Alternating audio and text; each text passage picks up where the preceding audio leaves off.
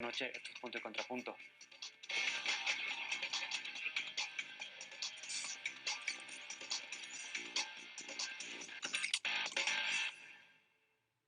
En el año 2016, la mayoría republicana en el Senado impidió que el juez Merrick Garland, nominado por el presidente Barack Obama a la Corte Suprema de Justicia, señalando que por ser año electoral, la elección debía serla el nuevo mandatario. Esa medida hoy generó que Trump a la fecha haya nombrado ya a 3 ministros a la Corte: Neil Gorsuch, Brett Kavanaugh y Amy Coney Barrett. Todos conservadores. Ningún presidente en la historia reciente de Estados Unidos había podido nominar a 3 candidatos. Veamos el contexto. Este jueves, con 52 votos a favor y 48 en contra, el Senado de Estados Unidos confirmó a Amy Coney Barrett como jueza de la Corte Suprema. Barrett, de 48 años, ocupa la vacante que dejó la jueza progresista Ruth Bader Ginsburg. El nombramiento impactará por décadas la composición de la Corte Suprema, actualmente integrada por 6 jueces conservadores y 3 progresistas.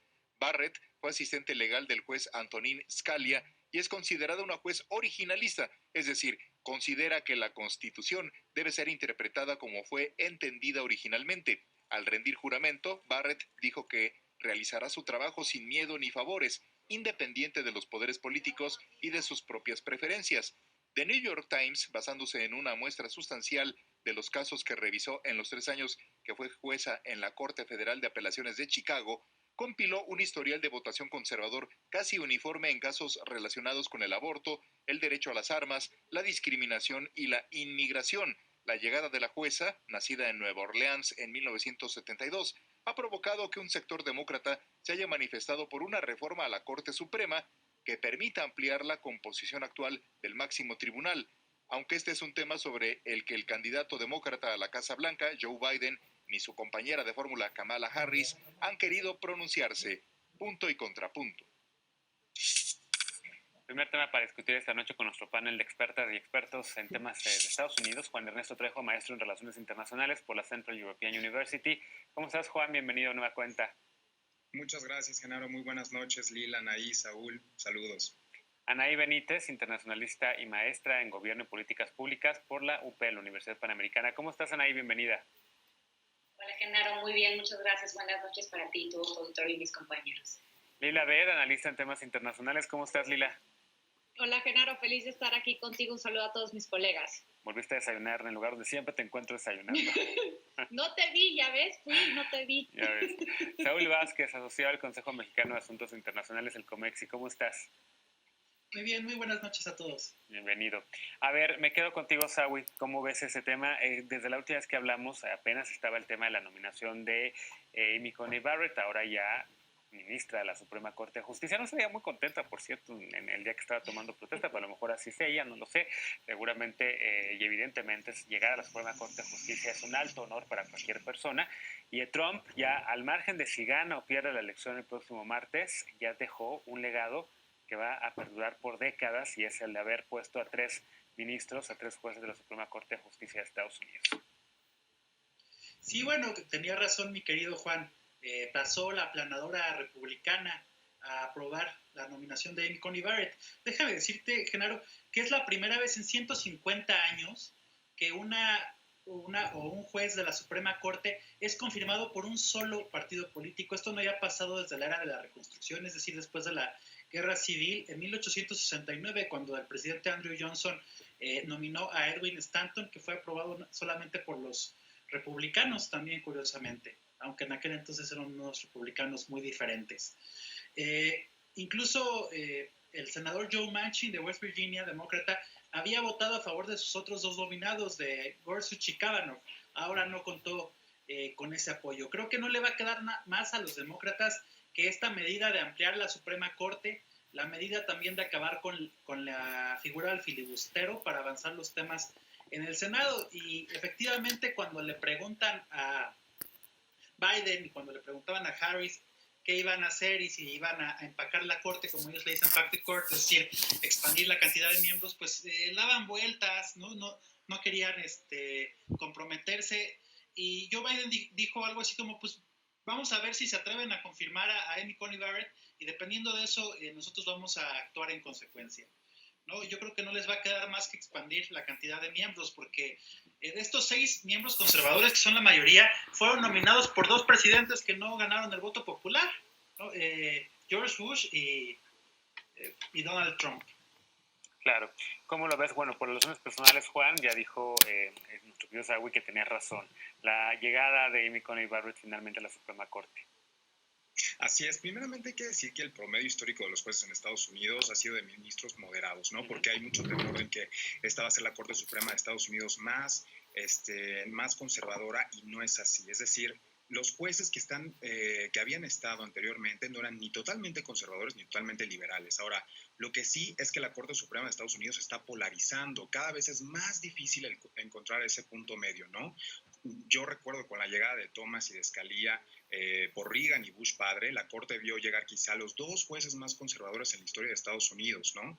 Entonces, desde luego que si llegaban presidentes demócratas, como fue el caso de Clinton y Obama, estos debían poner a opciones más liberales. Por eso vimos a Ginsburg, por eso están todavía Breyer, Sotomayor y Kagan, ¿no? O sea, esto también de cierta manera responde a la historia de Estados Unidos, que desde Nixon ha habido 6 presidentes republicanos y nada más 3 demócratas, y son ellos los que nominan a esos jueces. Ahora, la corte que deja Trump, si bien no va a ser la más conservadora de la historia, hay que recordar que en los 50 existió por ahí una corte de 7 jueces conservadores contra 2 liberales, ¿no?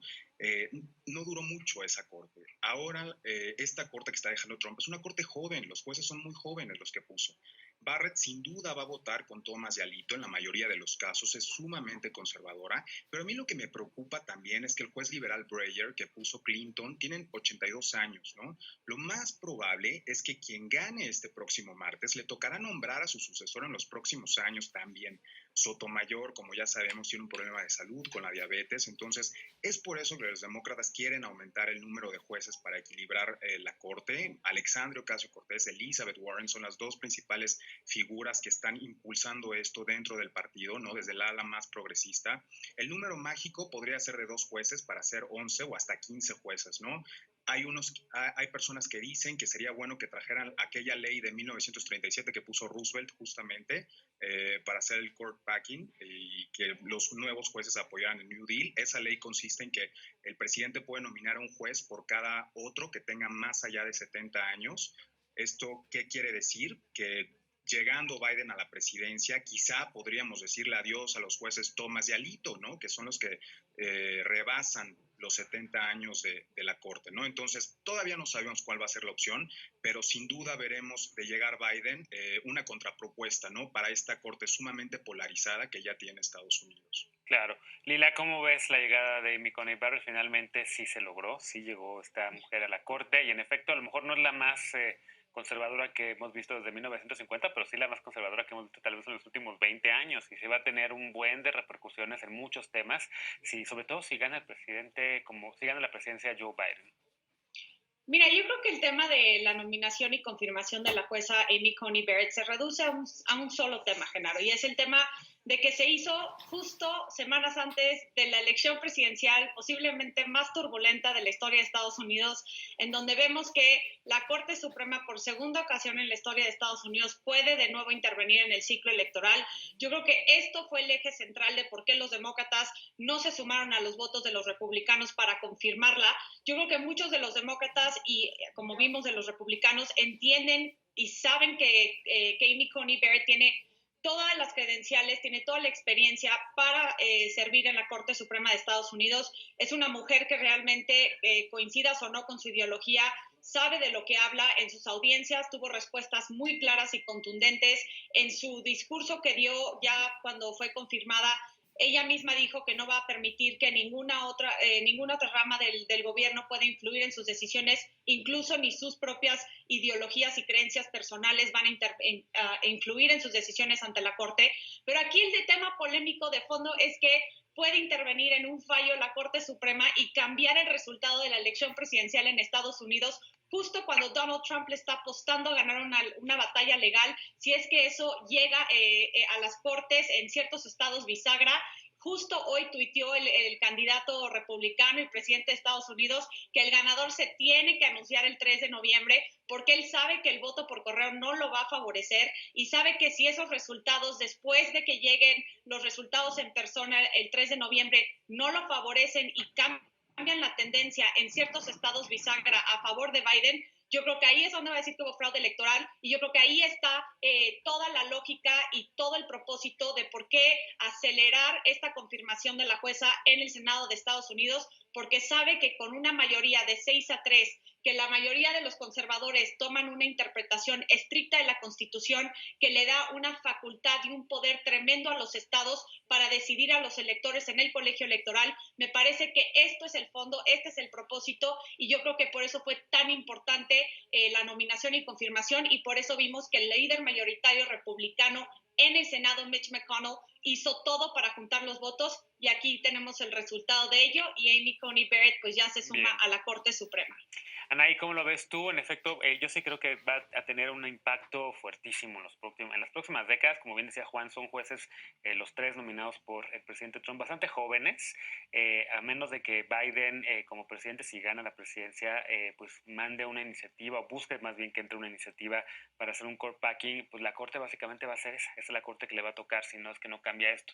¿Cómo lo ves con las implicaciones para la política si es que ganan los demócratas la Casa Blanca? Pues sí, a ver, Genaro, dame oportunidad de remontarme un poquito a la historia, porque creo que debemos de aprender un poco de la historia. Derivado de la crisis de 1929, en el primer año de gobierno de Franklin Delano Roosevelt, 1930, y derivado del New Deal, había 4 magistrados conservadores y 3 liberales. Esto que provocó que en reiteradas ocasiones se invalidara el New Deal en ese entonces. ¿Qué es lo que nos está enseñando la historia hoy en día? Y bueno, en 1999, de la crisis de la 1999, ¿qué nos está enseñando la historia hoy en día? Y creo que tenemos que poner especial atención en eso. Hoy Estados Unidos tiene una crisis, no solamente tiene una crisis económica, no solamente tiene una crisis de salud, no solamente está atravesando por una pandemia. ¿Qué es lo que va a pasar si gana Biden? Creo que la Corte le va a poner muchos problemas o no va a ser tan sencillo para Biden poder exponer o poder pasar todas sus iniciativas en determinado caso. Se va a revisar otra vez los temas que ya se habían revisado del matrimonio entre personas del mismo sexo, que se me hace una verdadera aberración, que todavía estaremos pensando en cosas así. Se va a revisar el tema de la salud médica, que es tan importante hoy en día, lo hemos visto para Estados Unidos, el tema de la salud. O sea, se van a volver a revisar cosas que creo que ya no deberían de revisarse. Entonces creo que la historia nos está dando otra lección y debemos de poner especial atención en eso. ¿Coincides con esta lectura, Lila? Con esta lectura justo de estas implicaciones. Y también, evidentemente, a ver, como que yo había visto que los candidatos, sobre todo Trump, había querido hacer el tema de la nominación de Amy a la Suprema Corte como un tema electoral. Creo que no pegó tanto. Creo que al final el tema se quedó, digamos, en la discusión propia de la Suprema Corte. Del lado demócrata sí estaban los demócratas también tratando de movilizar a la gente, pero realmente pues es un proceso, digamos, que se vive de manera casi aislada porque es una confirmación en el Senado y demás. No creo que haya tenido tanto impacto electoral, pero sin duda sí va, otra vez insisto, creo que si ganan los demócratas sí podría llegar a tener un impacto en la política de Biden, pero también si gana Trump, ¿qué podría pasar? ¿Qué ves? Sí, no creo que tuvo tanto impacto en el tema electoral, pero sí creo que por eso aceleraron el proceso, porque bien se pudieron haber esperado para que el próximo presidente pudiera haber elegido al próximo juez o jueza a la Corte Suprema. A ver, me parece que el Partido Demócrata, incluso en una entrevista que le acaban de hacer hace unos días al candidato demócrata Joe Biden, dijo que no necesariamente iban a aumentar a los miembros de la Corte Suprema, que era una de las cosas que estaba contemplando, pero que más bien quería crear una comisión de constitucionalistas que le pudieran asesorar sobre qué tipos de soluciones se pueden hacer, incluso hacer tal vez una corte por separado para tomar cuestiones constitucionales, pero desde luego que la nominación de la jueza, pues claro que va a tener repercusiones generacionales, y en especial, Genaro, porque están temas sobre el aborto, temas sobre el matrimonio igualitario, temas sobre el seguro médico de Obamacare, que según Donald Trump sabe con qué lo va a reemplazar, pero en realidad nunca ha dicho con qué, especialmente especialmente con esas personas que sufren de condiciones preexistentes, pues es una cobertura que le ha ayudado a muchos estadounidenses. Debido a la pandemia es aún más importante, pero más allá de eso, en realidad yo sí creo, Genaro, y lo vimos de nuevo de la polarización que existe en este momento en Estados Unidos, todo se reduce a esta elección presidencial en Estados Unidos, los demócratas completamente en contra de la jueza, pero más que nada están en contra de que se haya hecho a semanas antes de la elección presidencial en Estados Unidos, por el hecho de que, de nuevo, yo creo que sí la Corte Suprema puede jugar un rol sumamente importante que puede cambiar el resultado total de la elección del 3 de noviembre. Sin duda, déjenme hacer una pausa. Vamos a regresar para hablar de otros temas también, evidentemente, de lo que está en juego para México en la elección de Estados Unidos, pero también el Congreso que básicamente a lo largo de toda esta elección presidencial lo hemos dejado de lado, pero evidentemente también están en juego los 435 escaños, los 435 asientos de la Cámara de Representantes y también un tercio del Senado. Así que por eso, justo después de la pausa, retomaremos este tema. No te vayas, seguimos la discusión aquí en Punto y Contrapunto.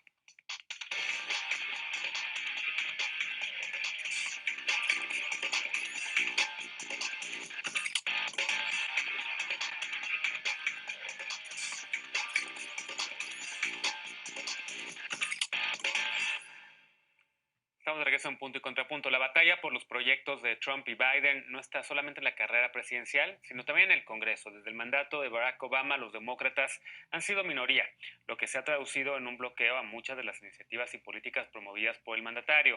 ¿Qué se juega en las elecciones a la Cámara Alta y qué posibilidades tienen de ganar terreno los candidatos demócratas que hoy tienen mayoría en la Cámara de Representantes? Veamos el contexto. Además de la presidencia, este 3 de noviembre, los demócratas buscan arrebatar la mayoría que los republicanos tienen en el Senado y conservar la mayoría conseguida en 2018 en la Cámara de Representantes. En estas elecciones se eligen o reelegirán 35 de los 100 senadores que integran la Cámara Alta, de los que 23 son republicanos y 12 demócratas. Para ganar la mayoría, los demócratas necesitan una ganancia neta de 3 escaños en caso de ganar Biden y de 4 si Trump consigue la reelección. Los candidatos demócratas recaudaron más fondos que en cualquier campaña electoral previa. Las donaciones que recibieron se triplicaron en 2020 en comparación con el mismo periodo en 2018, según datos de la Comisión Federal Electoral. El día de mayor recaudación fue el 19 de septiembre, un día después de la muerte de la jueza Ruth Bader Ginsburg, cuando recibieron $70.6 millones, según ActBlue. Según Real Clear Politics, solo el senador de Alabama, Doug Jones, está en riesgo de perder su escaño frente al republicano Tommy Tuberville, mientras que los senadores republicanos de Arizona, Colorado, Georgia, Iowa, Maine, Montana, Carolina del Norte y Carolina del Sur, que buscan la reelección, enfrentan una dura disputa con los demócratas que, según las encuestas, les llevan una ligera ventaja. Punto y contrapunto. Bueno, segundo tema a discutir esta noche, y Lila, en efecto, a ver, los demócratas quieren apostarle a la grande, ganar la Casa Blanca, mantener la mayoría en la Cámara de Representantes, avanzar en el Senado y tener un gobierno de unidad, que es el sueño de cualquier presidente, ¿no? El inicio de cualquier mandato. ¿Cómo ves las posibilidades de que esto se pueda hacer? Pues mira, yo creo que es claro que van a mantener su mayoría los demócratas en la Cámara Baja. Uh-huh. En el Senado me parece que los demócratas están muy cerca de arrebatarle la mayoría a los republicanos. Necesitan ganar 4 escaños en la Cámara Alta o 3 si ganan la Casa Blanca, porque el vicepresidente funciona como el que rompe el empate en el Senado. Yo creo que aquí hay que, más allá de cuáles son las probabilidades, que yo sí creo que los demócratas pueden de nuevo ganar toda una mayoría en ambas cámaras del Congreso. Yo creo que aquí los escenarios son los siguientes. Puede que Donald Trump pueda ganar la elección y estar en el Poder Ejecutivo y tener un Congreso completamente demócrata, que ahora sí entonces cambian otra vez las cosas de cómo va a gobernar Donald Trump, porque hay que tomar en cuenta que los primeros 2 años de su mandato contaba con un Congreso republicano, y eso se cambia en el 2018 cuando los demócratas le arrebatan la mayoría en la Cámara de Representantes, y entonces ahí es donde tuvo que negociar más el presidente Donald Trump. Ahora, si realmente tiene Donald Trump la Casa Blanca y un Congreso mayoritariamente demócrata, pues va a tener un 4 años más, un poco más complicados de los que se vio en su primera administración, porque ahora sí van a poder frenar muchas de las iniciativas que les vayan a mandar. Hay que tomar en cuenta que también el presupuesto federal se hace en la Cámara de Representantes, y esto también puede ser afectado por las propuestas y la agenda que quiera hacer Donald Trump. Y entonces vamos a ver más o menos lo que los republicanos criticaban tanto a Obama de que va a gobernar por orden ejecutiva. Entonces, eso es lo que podemos ver si es que llega Donald Trump. Ahora, si llega Biden a la Casa Blanca y cuenta con una mayoría en ambas cámaras, pues entonces es como Disneylandia para los demócratas porque van a poder hacer todo lo que quieran en los primeros 2 años hasta las intermedias. Si los republicanos mantienen su mayoría en el Senado, Genaro, pero tienen una mayoría en la Cámara Baja, pues ahí va a tener Biden que hacer ciertas negociaciones con el Senado, porque pues ahí se hacen las confirmaciones más importantes de jueces, de secretarios de estados, de embajadores, de personas sumamente importantes para la administración de Biden, y yo creo que aquí también tendría que negociar. Entonces van a haber muchas cuestiones que se van a llevar a cabo en el Congreso, entre ellas está el tema, pues obviamente el presupuesto, cambio climático, seguro médico, entre temas de infraestructura, que es una de las cosas que Biden ha querido hacer. Entonces aquí hay que ver cómo queda conformado, porque todos estamos enfocados en la Casa Blanca, pero también es tanto importante que cómo va a quedar la Cámara Baja y la Cámara Alta, y qué significa esto para el que quede en la Casa Blanca, Genaro. Sin duda, Nay, ¿cuál es tu lectura de la contienda legislativa? En efecto, algunos de los temas más importantes ya los menciona Lila, y qué está en juego para pues, prácticamente la gobernabilidad del próximo mandato. Si Trump gana, si digamos recupera y se queda en la Casa Blanca más bien, pero si los demócratas en efecto avanzan en el Congreso, pues prácticamente eso va a ser un pleito tremendo. Sí, por supuesto. Y déjame decirte, Genaro, que viendo cómo se están desarrollando todas las cosas, creo que no va a ser solamente un día electoral, sino va a ser toda una semana electoral, donde se va a poner, la verdad, buenísima la cosa. A ver, yo veo 2 escenarios, la verdad, digo, son muchos escenarios, pero 2 escenarios. En el escenario, Trump gana, sus principales políticas, por supuesto que van a estar enfocadas al tema económico, al tema de la recuperación económica, al tema del COVID, al tema de cuáles van a ser las políticas comerciales que va a tener o la política exterior que va a implementar, principalmente hacia China. Sin embargo, si el Congreso se pinta de azul, creo que el Congreso va a estar más, va a vigilar cada vez más a Donald Trump, y va a hacer, yo creo que su propia agenda para hacerse resaltar de los demócratas. Escenario 2, tal como Lila bien lo dice, un Disneyland. Va tanto el tema de México, se ahondan en muchos otros temas, pero ¿qué podemos esperar, digamos, para la relación bilateral si gana el demócrata? Sí, mira, más allá del artículo de Foreign Affairs, ha sido muy claro, incluso en su plataforma política, Joe Biden, con lo que quiere hacer con México. Primero que nada, quiere desmantelar todo lo que ha hecho Trump en cuestiones migratorias, en cuestiones con la frontera. Como bien lo dijo Kamala Harris, quieren terminar con el permanece en México. No, obviamente no van a continuar con la construcción del muro. Van a legalizar a los 11 millones de migrantes, estos soñadores protegidos bajo DACA. Ahora, sí creo que hay que distinguir aquí entre 2 cosas: qué es bueno para México y qué es bueno para el gobierno de Andrés Manuel López Obrador. Creo que Andrés Manuel López Obrador va a tener una mejor relación como lo ha tenido con Donald Trump.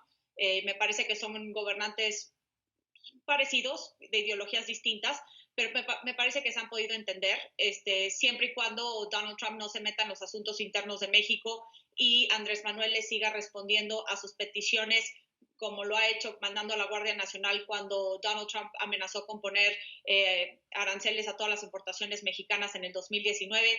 Mientras él ceda y le siga dando gusto a Donald Trump tampoco se va a meter tanto en asuntos internos de México. Me parece que eso para Andrés Manuel es muy cómodo. Ahora, ¿qué es bueno para México? Me parece que una llegada de Biden. ¿Por qué? No por una cuestión de venganza, no por una cuestión de rencor, simplemente son las prioridades que refleja la plataforma política del Partido Demócrata, y eso siempre ha sido rendición de cuentas en tema de violación de derechos humanos, como lo vimos en las negociaciones del TEMEC, los derechos laborales, las exigencias y compromisos ambientales, el fortalecimiento de las democracias a nivel mundial. Si bien es cierto que la política exterior de Estados Unidos es hipócrita, así se han vendido los demócratas en ese aspecto, que siempre es fortalecer las democracias, y también buscan una mutua cooperación con sus aliados.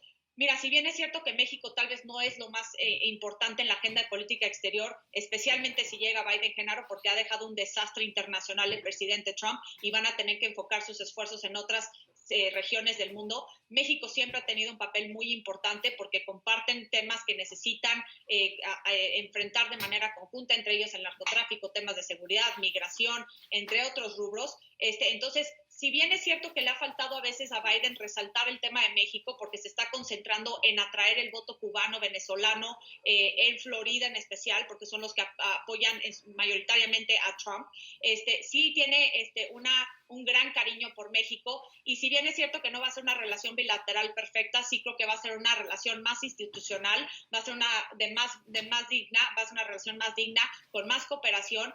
Pero bueno, pues yo creo que aquí de nuevo, yo creo que 4 años más de Donald Trump es malo para Andrés Manuel, es bueno para Andrés Manuel, malo para México. La llegada de Biden creo que puede ser muy bueno para México, muy incómodo para Andrés Manuel López Obrador, y yo sí creo que va a haber un giro de 180, y yo sí creo que este gobierno necesita empezar a tender puentes con el Partido Demócrata, porque sí han demostrado, o mínimo han mandado el mensaje, que apoyan y respaldan a la Casa Blanca de Trump.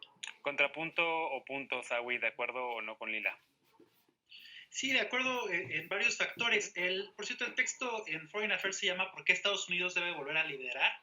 Y creo que todavía Foreign Affairs tiene el acceso libre por el tema de la pandemia, entonces creo que ahí lo pueden descargar. Y ahí podemos ver varias cosas que, si bien no habla de México, de hecho no menciona ningún país latinoamericano por su nombre, podemos ver las prioridades en política exterior que va a tener la administración Biden, y de ahí ver de dónde van a venir las disputas con México, ¿no? Ahí dice que vamos a regresar al Acuerdo de París, tenemos que volver a encabezar las mesas de negociación en temas internacionales, ¿no?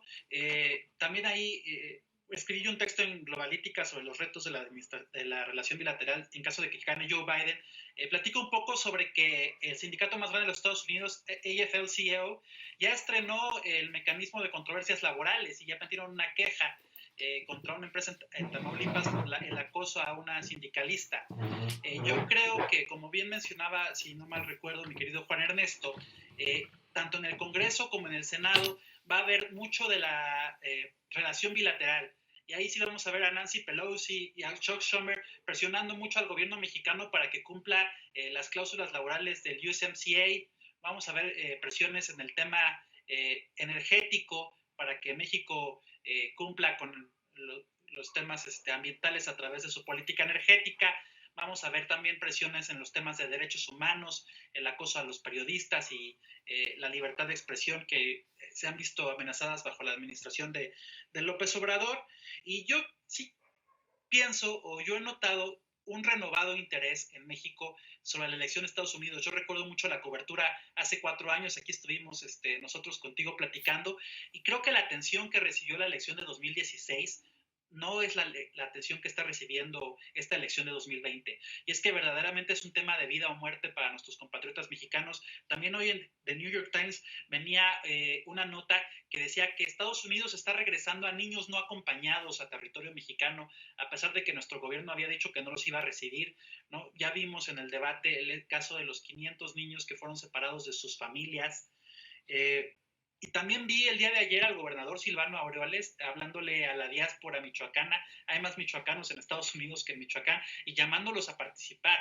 Es decir, creo que sí hay una conciencia de que es muy importante para México y para los mexicanos, como bien decía Lila, no necesariamente para el gobierno, sino para los mexicanos, la necesidad de que haya un cambio en la administración en los Estados Unidos, por la dignidad de nuestros migrantes, por la posibilidad de que los Dreamers puedan tener una ciudadanía permanente, por la necesidad de que no nos estén dejando discursivamente incluso, ¿no? Bien. El tema de la discriminación en las calles, en los supermercados a nuestros paisanos, pues ya hay muchos episodios cada vez más comunes. Entonces, por todo eso creo que es importante que haya ese cambio en la administración, y sí vamos a ver una relación mucho más madura. Una relación más madura. A ver, nos quedan pocos minutos de este espacio, realmente solamente 2 minutos, entonces quisiera tomar 2 últimos comentarios sobre el tema de la relación bilateral. A quien levante la mano. Lila, 1 minuto, y Juan, 1 minuto. Te ganaron ahí. No, que yo creo que está muy bien lo que dice Saúl, Genaro, sí. Porque si bien es cierto que nuestros connacionales están en Estados Unidos y eso no necesariamente afecta a la relación bilateral de una manera directa, pues México está dependiendo muchísimo de las remesas de nuestros connacionales en Estados Unidos, y para que ellos puedan estar ahí de manera legal, que puedan formar una vida, que no necesariamente estén teniendo miedo de ser deportados o de que los niños no acompañados se regresen a México. Es decir, hay una incertidumbre y un temor por las autoridades fronterizas de Estados Unidos que me parece que se va a reducir si es que llega Biden a la Casa Blanca, porque va a imponer una política migratoria mucho más humana y menos cruel que la de Donald Trump. Y finalmente, Juan. Finalmente, solo recalcar otra vez, la relación bilateral va más allá de dos personas, va más allá de las cancillerías y va más allá de las embajadas. La política en Estados Unidos es local, entonces forzosamente tenemos que ver el trabajo que se hace por parte de México ahí. Ahora, el gobierno mexicano no puede controlar a las diásporas que tenemos ahí, son ciudadanos estadounidenses, no mexicanos, muchos de ellos, pero lo que sí es un reto es que si a nivel nacional, porque está comprobado, hay encuestas de Gallup en donde me parece el año pasado 64% se veía, ¿no? Positivamente a los mexicanos. Si hay un discurso de odio que vemos en los videos en redes sociales de estas llamadas famosas Karens, ¿no? Que están atacando a las personas que les dicen regrésate a México por hablar español. Entonces, eso también sí puede ser chamba de los consulados mexicanos en esa parte del país, y eso también forma parte de nuestra relación bilateral y hay que tenerle un ojo. Muy bien. Anaí, 30 segundotes. Muchas gracias. Pues, híjole, no estoy la verdad tan de acuerdo con Juan Ernesto. Creo que la relación bilateral siempre, o la política exterior, pues solamente se imparte de estados a estados, no de think tanks o como lo menciona. Y nada más puntualizar, a ver, creo que la política exterior de Estados Unidos es y siempre va a ser lo que a Estados Unidos le interesa. Si le interesa el tema de migración, ese va a ser. Si le interesa el tema de seguridad, ese va a ser. Si le interesa el tema de los tratados internacionales, ese va a ser. Bien. A ver, Juan, por alusiones, rapidísimo. Recalcar que no dije eso justamente, nada más para recalcarlo, no dije que la política exterior era de think tanks ni nada, dije que la relación bilateral sí tiene más actores, siempre, y de hecho lo dije anteriormente, la política exterior para mí con Estados Unidos debería ser conducida íntegramente por el Servicio Exterior Mexicano, que es un servicio exterior profesional y de carrera. Bueno, gracias, les agradezco mucho que nos hayan acompañado a lo largo de toda esta elección. Evidentemente sabremos el resultado el próximo martes, pero les agradezco mucho, Sawi, Lila, gracias. Juan y Anaí. Vamos a una pausa y regresamos para despedirnos de las y los panelistas y con la paparucha esta noche. No te vayas.